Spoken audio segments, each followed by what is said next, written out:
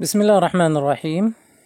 Toujours dans le cadre du cours consacré à l'introduction à la macroéconomie, la branche sciences économiques et de gestion, première année de la faculté de l'économie et deuxième semestre.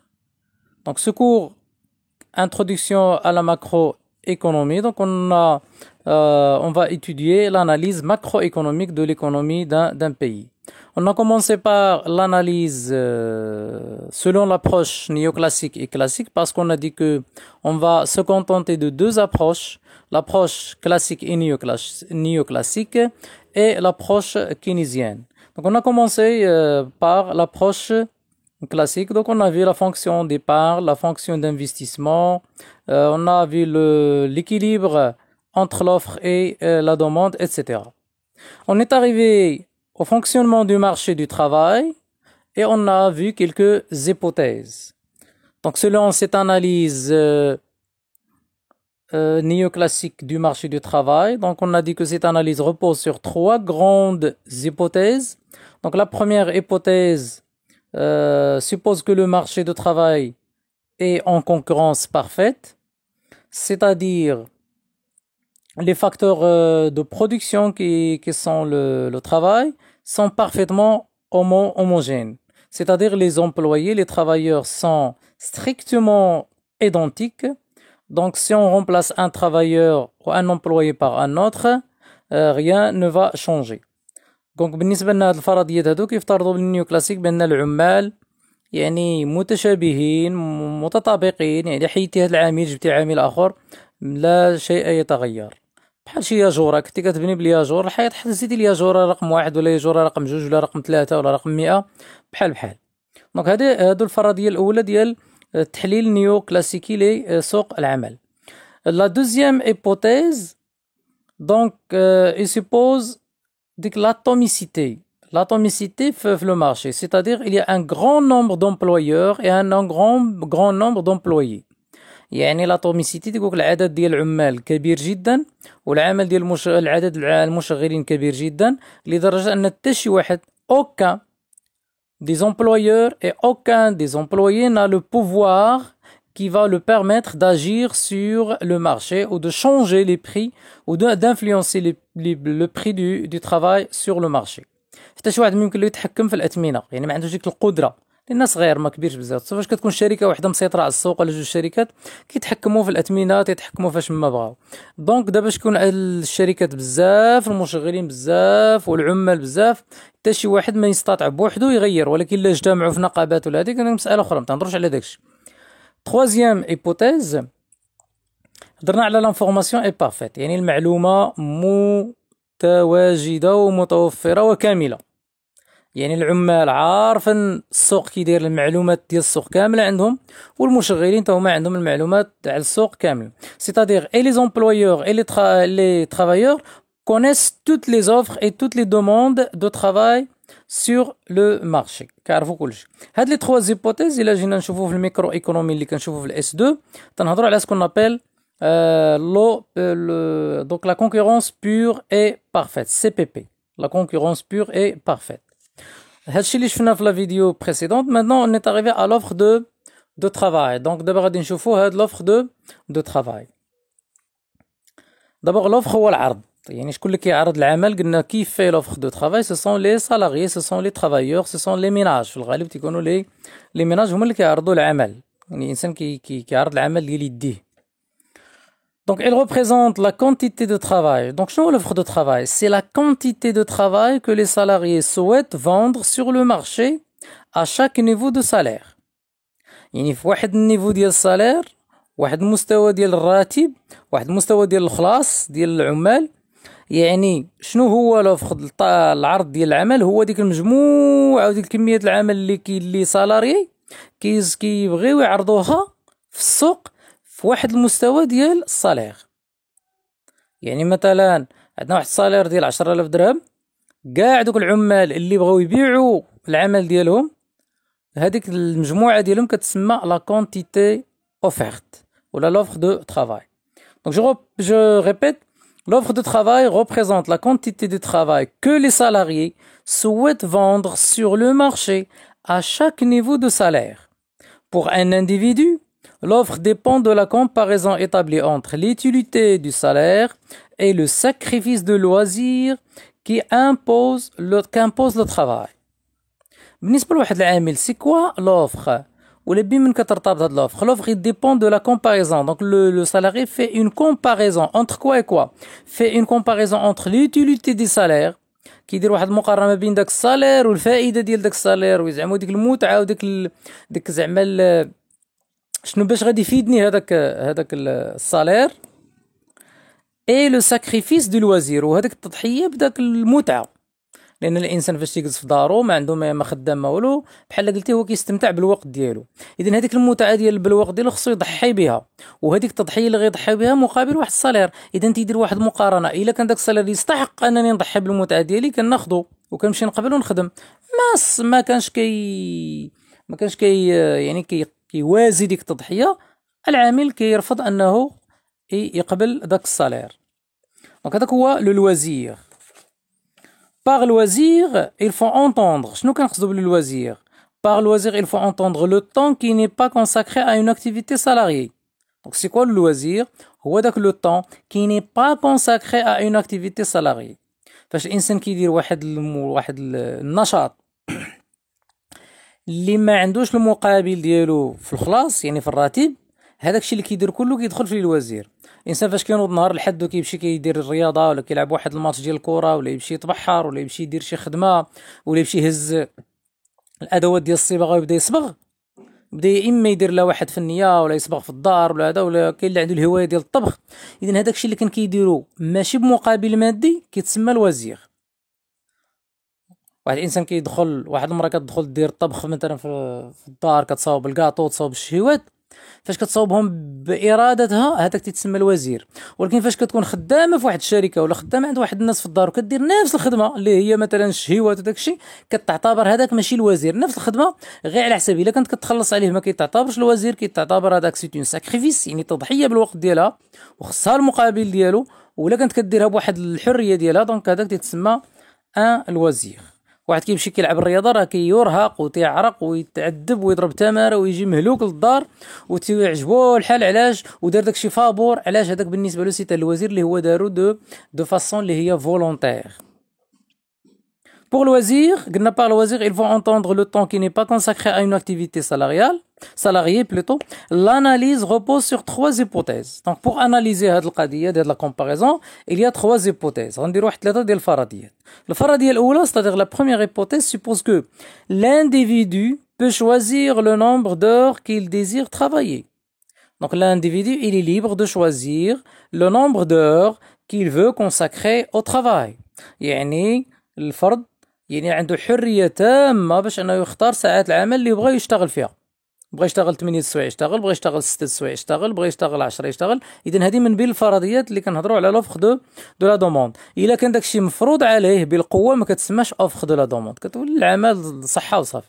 بحال التجنيد الاجباري مثلا العسكري في ايام الحروب، الانسان ما باغيش يخدم وما باغيش يتجند مثلا ولا هذا يديوه صحه، اذا هذا ما غنسميوش لوفر لانه لم يعرض العمل ديالو حتى باش نقولوا راه الاخرين قبلوا منه تيديوه يخدموه صحه ويخلصوه صحه. دوزيام ايبوتيز لو ترافاي اي بينيبل. يعني الدوزيام ايبوتيز كيفترضوا هاد لي نيو كلاسيك ولا لي كلاسيك تيفترضوا بان العمل هو مرهق اصلا، يعني بينيبل يعني صعب وشائك والناس ما كيبغيوش. بور كان انديفيدو لاكسبت il faut lui verser un salaire. باش انه الانسان باش ان انديفيدو واحد الفرد انه يقبل بهذا العمل اللي هو شاق، خصك تعطيه واحد الصالير باش بحال كتسكتو، يعني المقابل باش انه كيرتاح. دونك دوزيام ايبوتيز لو ترافاي اي بينيبل، يعني حتى شي واحد ما تيبغي العمل، الناس كيهربوا من العمل علاش؟ لانه صعب وشاق ومؤلم. Troisième hypothèse, le travailleur n'est pas sujet à l'illusion monétaire. Le travailleur يعني العامل n'est pas sujet à l'illusion monétaire، ما كيطيحش في داك الوهم ديال العمله اولا الوهم ديال العمله النقديه، يعني ما كيتوهمش، ماشي عنده داك الوهم ديال انه خصني نجمع الفلوس من اجل الفلوس، لا، عارف بان ديك الصالير اللي غتعطيه راه من اجل باش يحقق له منافع اخرى. Il cherche à satisfaire d'autres besoins, d'autres désirs par l'intermédiaire de ce salaire. يعني هذاك السالير ماشي غير الفلوس يستوكيها عنده في الدار وصافي، نو، هذاك الفلوس باغيها وعارفها وواعي بالمسألة بأن الفلوس كدار من أجل مصالح أخرى. دونك هادو سو سون دي لي تخوا زيبوتيز émises par les néoclassiques et les classiques. Ce qui l'intéresse est le pouvoir d'achat de son salaire. داكشي اللي كيهم لو سالاري هو le pouvoir d'achat، ديك القدرة الشرائية ديال السالير ديالو. دونك son salaire réel et pas son salaire monétaire. اللي كيهمو هو السالير غيال. فاش تقول لي كيفاش الفرق ما بين السالير مونيتير والسالير غيال؟ مثلا واحد كيشد 10000 درهم، هذاك 10000 درهم اللي كتعطيه فلوس هذاك لو سالير مونيتير، ولكن هو كيشوف هذيك 10000 درهم شنو تقدر دير له في الحياة، شنو تقدر تحقق له من رغبات اخرى، شنو ممكن تشري له، شنو ممكن تعيشو ولا ما يمكنش تعيشو. راه ممكن يجي للمغرب يقبل ب 10000 درهم، يقولك 10000 درهم والله الا مبرع، ويمشي مثلا لدولة أوروبية ويعطيوه 10000 درهم ويرفضها. علاش؟ لأن 10000 درهم في أوروبا ما عندها ما دير له في الشهر. دونك هذا لو سالير غيال. بحال كنقول له شوف راه أنا مثلا 10000 درهم في المغرب كتجيب لي مثلا واحد 3 ولا 4 طون ديال السكر مثلا. كيمشي لفرنسا تيقول له بشحال تخدم، تيقول له بلاتي شحال عندكم 3 طون ولا 4 طون السكر، تيقول له 4 طون السكر عندنا سيدي ب5 المليون، إذا تيقول له غنخدم معاك ب5 المليون. غادي يمشي مثلا لدولة افريقية، مثلا يمشي لمصر ولا يمشي لموريتانيا مثلا العملة طايحة، غادي يقول لهم راه نخدم معكم ب 10000 درهم، يقولوا هو ماك انت حمق، 10000 درهم عندنا حنا راه تشري لك كات. اذا تيقول لهم بلاتي شحال عندكم مثلا 4 طون ولا 5 طون ديال السكر، شحال كدير؟ كتقول له 4 طون تقدر دير واحد 2000 حتى 3000 درهم، اذا تيقول لهم نخدم معكم 3000 درهم. لاحظوا اذا لو سالير مونيتير ماشي هو لو سالير غيال، ولكن لانديفيدو لومبلويور il s'intéresse au salaire réel. Une situation où l'individu n'occupe pas son temps à travailler procure de la satisfaction. Donc, le travail est pénible. شنو كيعني؟ بأن لا سيتوياسيون اللي فيها الانديفيدو ما تيديرش شي خدمة اللي هي مؤدى عنها، بالنسبة له هذاك الوقت اللي بروكور دو لا ساتيسفاكسيون، كيعطيه الارتياح، غير يكون جالس في دارو تيدير داكشي اللي بغاه براه حر، بالنسبة له راه إلي ساتيسفاي. En effet, dans l'analyse classique, ne pas travailler, prendre du temps pour le loisir est source d'utilité.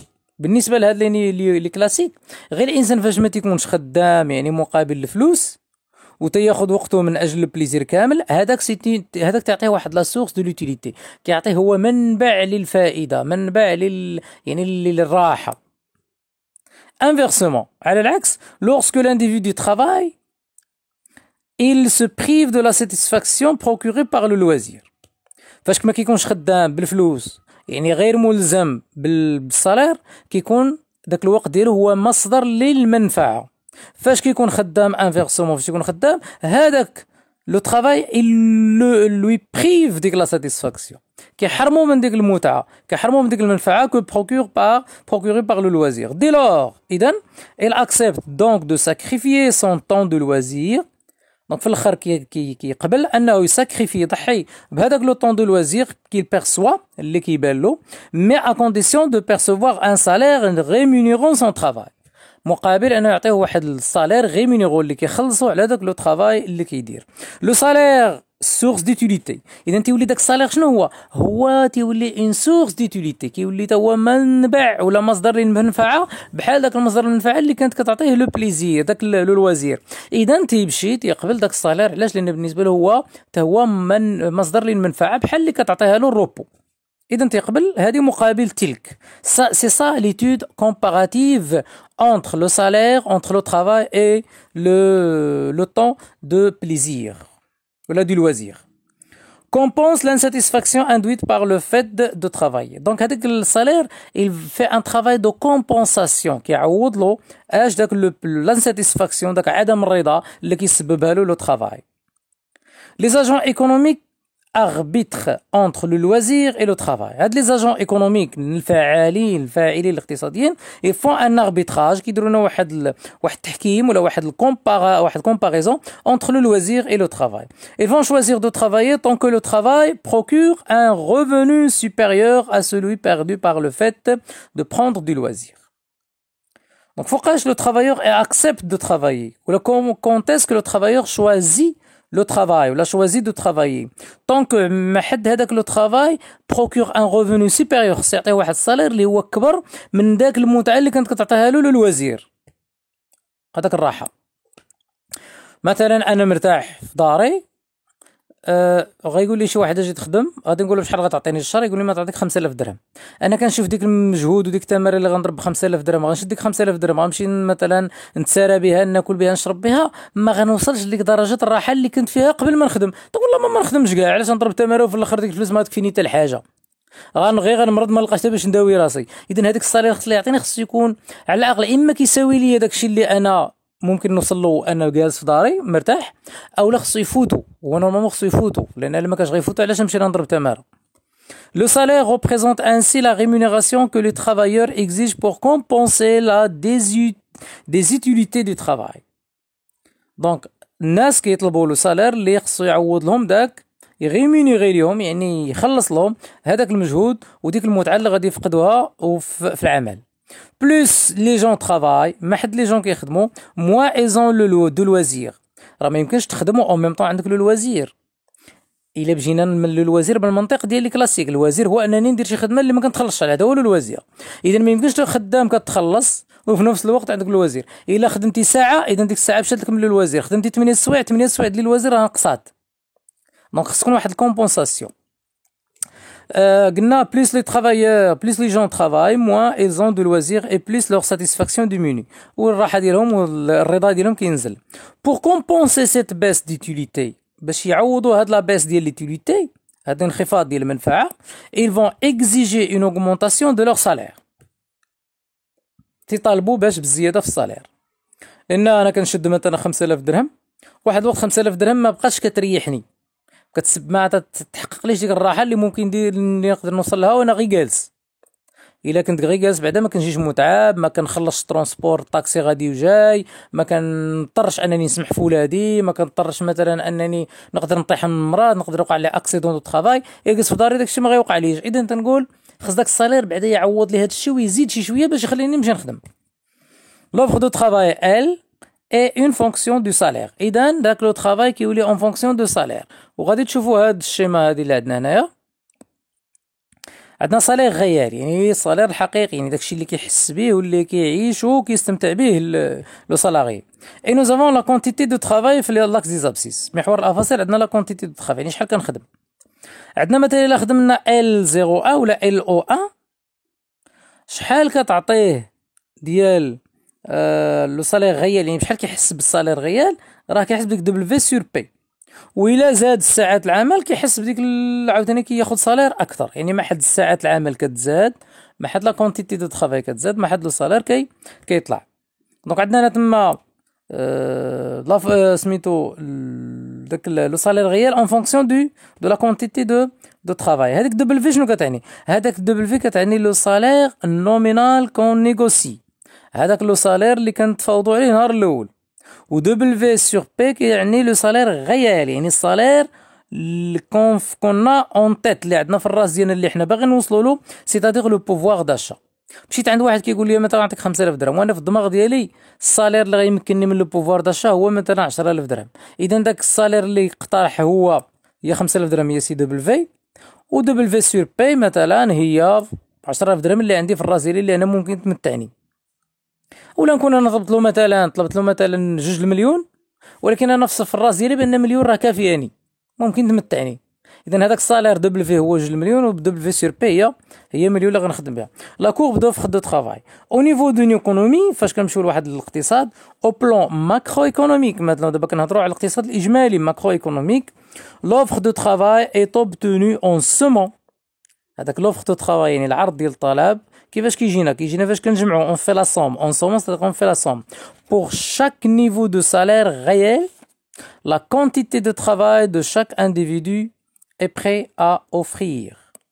يعني ديك المستوى لا كونتيتي دو طرافاي، كمية العمل اللي كل سالاريي انه مستعد انه يعرضها. نعاود كيفاش كنوصلوا لوفر دو طرافاي، كيفاش كنوصلوا نعرفوا لوفر دو طرافاي؟ كنوصلوا له اون سومون، كنزيدوا كنديروا لا سوم بوغ شاك نيفو دو سالير غيال، يعني في اي مستوى، كل مستوى ديال السالير والحقيقي، ماشي في ساليرات كاملين، غير في واحد السالير واحد النيفو.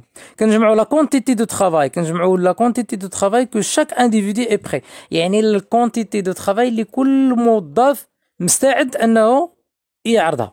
اذا ماشي العرض هو داك العمل اللي كناخذوه اللي الناس تعرض في السوق وتنجدوا، نو، اللي الناس مستعدين يعرضوها ديال لا كونتيتي دو ترافاي اوفيرت. Maintenant on va voir la demande de travail. La demande de travail comme titre, c'est grand 3. La demande de travail émane des entreprises. قلنا الا كان l'offre de travail شكون اللي كيديرها؟ كيديروها لي travailleurs. وشكون اللي كيدير لنا لا دوموند دو ترافاي؟ لا دوموند دو ترافاي ايمان، ما معنى ايمانيه؟ يتنبع من لي زونتربريز، يعني لي زونتربريز هما اللي كيقلبوا على العمال. il reflète leurs besoins de main d'œuvre. هاد الشركه شحال غتخرج تقلب على العمال؟ شحال لا دوموند ديالها؟ واش غتخرج تلقى مثلا 1000 ديال العمال في السوق تقول لك انا بغيت 900؟ نو. ولا تقول لك انا بغيت 600 ولا بغيت 10؟ نو. عندها واحد لي كالكول كديرهم. هذاك لو بوزوان ديالها ولا لا دوموند il reflète leurs besoins en main d'œuvre، تتعكس لنا الحاجه ديالها من اليد العامله en fonction des conditions de production et du prix du travail. اي تقولك انا محتاجه مثلا 100 عامل، الشركه محتاجه 100 عامل، واش غتخرج السوق غتجيب تاخذ 100 عامل؟ ماشي ضروري. واش تقدر عليهم بعدا؟ الا كان السوق الثمن غالي ديال العمال راه ما تقدرش عليهم. دونك كيفاش هي كتاخذ الحسابات ديالها؟ كتاخذ اولا ا كونديسيون كتمشي لي كونديسيون دو برودكسيون، يعني هي ظروف العمل ظروف الانتاج عندها، واش محتاجه الناس بزاف وهذوك الناس اللي غتجيب واش كلهم غيخدموا ولا شي غيبقى خدام شي جالس، واش لي ماشين عندها، واش الظروف عندها، واش المساحه في ليزين كافيه ولا ما كافياش. دونك كتاخذ بعين الاعتبار لي كونديسيون دو برودكسيون، وكتاخذ بعين الاعتبار لو بري دو ترافاي، يعني سوق الشغل شحال الفلوس ديال العمال شحال كيسواو. L'analyse s'appuie sur le comportement de l'entrepreneur individuel en régime de concurrence qui cherche à maximiser son profit. هذاك مول الشركه عام تيقلب cherche à maximiser son profit، تيقلب هو انه المنفعه ديالو ولا الفائده ديالو اللي غيستافد من داك العامل تكون ماكسيموم. مثلا هو الا جاب 10 العمال غيستغلهم ماكسيموم، الا جاب 12 ديال العمال 2 العمال غيبقاو غير جالسين، عنده هو 10 ديال لي ماشين، 10 العمال شاد لي ماشين وجوج جالسين كيتسناو. اذا بالنسبه له هو ما غيستافدش في اقصى درجاته. يقول لك علاش نجيب انا 2 العمال يبقاو جالسين؟ ما يبقاوش جالسين، ما نجيبهمش، تيعياو هذوك الاخرين، ولا ندير مثلا مع الاخرين بالسوايع تيساليو الاخرين ونمشي نجيب وحدين اخرين. دونك كو شيرش l'entrepreneur cherche à maximiser son profit. راه شفناه في البروديكتور مثلا في الميكرو ايكونومي ديال اس 1. La demande de travail est issue de la fonction de production de court terme. إذا la demande de travail منين كتجينا من la fonction ديال la production à court terme، يعني في المدى القصير. Le stock de capital étant supposé constant, donc on va considérer comme étant le stock du capital est constant. غنعتبروا داك الكابيتال كونستون، يعني قلنا الكابيتال كونستون لان عندنا كورت بيريود، ولا غنعتبروا لا كونتيتي دو ترافاي ولا العمال هما اللي كيتبدلوا. Les variations de quantité produite sont obtenues exclusivement par des modifications de la quantité de travail. العامل مول الشركه لونتربرونور بغى يبدل كميه الانتاج، قلنا الكابيتال فيكس، عدد الالات اللي عنده والفلوس اللي عنده وداكشي اللي عنده فيكس ما يمكنلوش يبدلو. اذا لا بغى يزيد في الانتاج خصو يزيد في عدد العمال، بغى ينقص من الانتاج كينقص من عدد العمال. c'est-à-dire il doit agir sur le facteur travail. هادشي اللي كتعني هاد لافراز. لو ستوك دو كابيتال étant supposé constant, les variations de quantité de produite, les variations يعني التغيير اما نزيدو ولا نقصو dans les quantités produites sont obtenues exclusivement بالخصوص par des modifications de la quantité de travail. Cette fonction de production suppose que le travail est homogène. رجعوا القضيه ديال لوموجينيتي ديال لو طرافاي، يعني لي ترافايور سون ايدونتيك، العمال بحال ما كاينش فرق. اي نيمبورت كيل كونتيتي بوت اتر دوموندي سور لو مارشي، وانه يخرج للسوق اي كونتيتي بغاها خصو يلقاها، ماشي هو خارج مثلا تيقلب على 100 العمال وفي الاخر يلقى عنده غير 50 في السوق. نو، السوق سيوفر له العمال. دونك هذه هي لا دوموند دو طرافاي. دونك جو ريبيت، cette fonction de production suppose que le travail est homogène et n'importe quelle quantité peut être demandée sur le marché. En courte période, la fonction de production s'écrit. فاش كتكون la courte période, قلنا la fonction de production s'écrit Y en fonction de L. Y égale F de L. يعني شكون اللي كيبدل لنا Y هي قلنا لا كونتيتي برودويت. شكون اللي كيبدل لنا ديك لا كونتيتي برودويت هما لو فاكتور ترافاي. علاش لو فاكتور كابيتال فيكس. Y c'est le niveau de production et L c'est la quantité de travail. La productivité marginale. La productivité marginale étant positive. شنو هي la productivité marginale? La productivité marginale هي فاش كنديرو الاف بريم يعني المشتقة الأولى ديالاش ديال داك اف دو ال. إلا كانت المشتقة موجبة راه كنهضرو على لا برودكتيفيتي مارجينال اي بوزيتيف، وإلا كانت اف بريم دو ال نيجاتيف راه كنهضرو على إلي نيجاتيف، يعني واش كرواسونت ولا دي كرواسونت. دونك تما عندنا المشتقة الثانية ديال اف دو ال اي مرة كتكون بوزيتيف ومرة كتكون نيجاتيف. إلا كانت المشتقة الثانية بوزيتيف راه لا برودكتيفيتي مارجينال كرواسونت يعني طالعة، يعني غدا وكتطلع. إلا كانت اف سكوند نيجاتيف راه لا برودكتيفيتي مارجينال غدا وكتنزل. إذا مول لونتربرونور غادي يرد البال هاد الأمور هادي. لو بروفي يعني الاستفادة ديال داك هذا اي ديفيني باغ ليغاليتي سويفونت. كتكون بواحد ليغاليتي واحد المتساوية. لو بروفي هو داك بي égale P fois Y moins WL moins RK. Pardon, avec P شنو هذيك P c'est le prix du marché ثمن السوق ديال العمال. Y c'est la quantité produite يعني كمية اللي غتنتج. إذا العدد مول الشركة كيجيب واحد العدد ديال العمال يعني عنده بالثمن ديالهم عنده واحد الفلوس يعني بشحال كيخلص العمال. متى كيخلص 10 المليون كتخلصوا العمال في الشهر، غادي يضرب داك 10 المليون مضروبه في الكونتيتي في الكميه اللي انتجها وغادي يشوف شحال غادي يصور. ولكن هذاك الشيء اللي غادي يصور واش كله غيضربو في جيبو؟ لا، خصو ينقص منه داك الشيء اللي خدم به اخرى. حنا شنو غينقص؟ موان دبليو سي لو سالير فيرسي. اذا ها هو مثلا دخل شد عدد العمال عدد الساعات ضربهم في عدد الانتاج، خرج له مثلا غادي ينتج واحد 100 طن، غادي يبيع ديك 100 طن مثلا بواحد 500 مليون في السوق. واش ديك 500 مليون كلها ربح؟ لا، غادي ينقص منها اش؟ غينقص منها الصالير فوا لو نومبر دو ترافايور، غينقص منها الصالير في عدد العمال. بحال دابا مثلا عنده العمال قلنا مثلا 100 ديال العمال، كل واحد كياخذ مليون، اذا خصو يحيد 100 مليون هذه غير الثمن ديال العمال. ناقص كوا موان ار فوا كا بار. قالنا كا بار شنو هو الكابيتال، لانه خصو ينقص عاوتاني الفلوس، لان الفلوس ديال اش؟ ديال الكابيتال. هذوك اللي هما اللي حنا خدام دوك لي ماشي اللي خدامين بهم راه غادا كيقداموا ما حد الناس كتخدم بهم، هما القيمه ديالهم كتنزل. هذيك القيمه على ما غتحسب؟ خصها تحسب على حتى هي تحيد من الفلوس اللي باع بها السلعه، عاد باش في الاخر غيبقى عنده اش؟ المدخول ديالو اللي هو الربح الصافي ديالو. وديك ايغ شنو هي؟ ديك ايغ صغيره. دونك قلنا كا سي لو ستوك دو كابيتال كي سوبوزي كونستون اي ايغ سون بري الثمن ديال داك الكابيتال.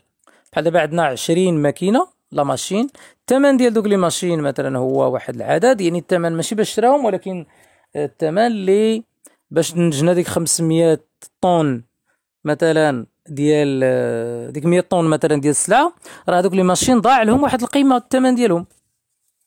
مثلا كاميو غدي به مثلا واحد 10 ديال الكورسات 10 الفياجات، اذا داك الكاميو الا كان كيسوى 30 مليون راه من بعد دوك 10 الكورسات راه هو ضاعت منه مثلا واحد 100,000 ريال ولا واحد مليون، ولا على حساب في الشهر شحال كتضيع من داك الكاميو.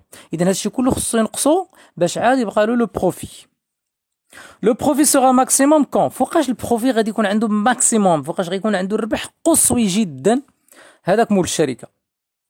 كون ديريفي ايكال زيرو، اذا الحاجه القصويه ما معنى حاجه قصويه؟ يعني فاش كتوصل للقمه ديالها وكتعاود الدور باش تنزل ديك القيمه القصوى تما ديال المنحنى هي الماكسيموم. اذا في داك المنحنى فاش كيولي في القيمه القصوى ديالو اذا المماس ديالو تيولي افقي. ما معنى المماس افقي؟ يعني المشتقات تنعدم. اذا فاش كيولي دي دو بي سور دي دو ال ايكال زيرو، فاش كنديرو المشتقه ديال هذاك بي ايكال ماشي بي يعني ديك بي اللي دايره بحال ثانيا كبيره. دونك شنو كيولي لنا بي فوا اف بريم دو ال موان دبليو ايكال زيرو، او اونكور المشتقه تساوي دبليو سور بي. Le profit est donc maximum quand le salaire réel est égal à la productivité marginale du travail. Donc فوقاش كتولي لنا في الماكسيموم فاش كيرجع لنا لو سالير غيال، لو سالير غيال هو ديك دبليو سور بي، كيولي كيساوي لنا لا برودكتيفيتي مارجينال اللي هي المشتقة ديال اف دو ال، برودكتيفيتي مارجينال دو ترافاي. دونك هي ديك هاد العلاقة الأخيرة، هاد العلاقة الثالثة الأخيرة، اف بريم دو ال إيكالا دبليو سور بي. لو قلنا لا سكوند كونديسيون دو ماكسيميزاسيون دو بروفي، عندنا جوج شروط باش يكون لو بروفي ماكسيمال.